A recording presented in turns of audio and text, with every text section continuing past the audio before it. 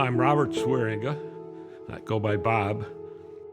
After high school, I came to Michigan to Calvin College for my undergraduate work, and then went to Northwestern University in Evanston for a master's degree in history, and then University of Iowa eventually for a PhD in history. In between, I taught for 3 years in a high school in Pella, Iowa, and then returned and taught 4 years at Calvin, and then went off to Kent State University and was there 28 years. And then a surprise call came from Hope College to come to the new Van Raalte Institute to study the history of the Holland area, particularly the immigration to America of Dutch immigrants and the Reformed heritage. The 3-volume Holland history I wrote took 10 years of research and writing. And now last year I published a biography of Reverend Van Raalte. The immigrants came here for religious reasons, and they had to take responsibility for their poor. So they already had a habit of the deacons taking collections every Sunday. So when they came here, that same practice began. That tradition really was planted early in Holland's history, and it has continued. One of the main attractions of coming to Holland was the Holland Deacons Conference.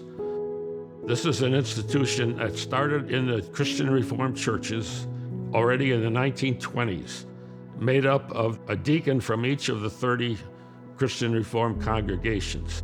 And they started the first group home for adult males. And out of that came 5 group homes, 3 for men and 2 for women. Robert is our oldest son. He always had special needs. He was living at home with us for 38 years, and he needed to be on his own and relate to people his age and be more active when we were aging. Coming here, it was a real pull to have the Holland Deacons home. Robert, this is his home, and the fellows he lived with are his brothers. For him, it's independence. He's taken care of here in a Christian environment, and it meets all of his needs. He has a wonderful life because he doesn't have to worry about anything. That was the reason I became involved with the Community Foundation, because that group home can't exist only on the rent they charge, which they can only take what they get from Social Security disability. And the cost of operations is twice what that amount is. When I came here, I bought a gas station property in Hamilton. After 5 years, J&H Oil was the major tenant, and they said, we want to buy the property. We don't want to renew the lease.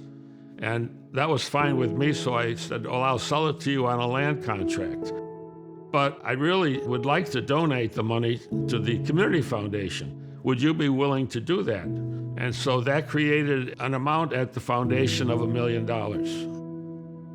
And now I have the pleasure of giving the interest on that money each year to Christian charities.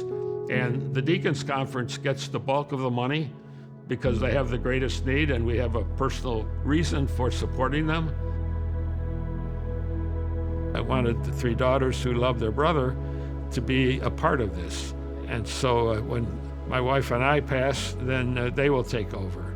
So that gives me a great sense of satisfaction and peace. To me, rooted in community means to be connected to the community in the ground. You're drawing from the heritage, but you're also involved in the lives, in the activities of the community. Ideally, everyone should be involved in something, volunteering, giving, but also just enjoying. Take in the parades, go to the market, go on 8th Street and shop.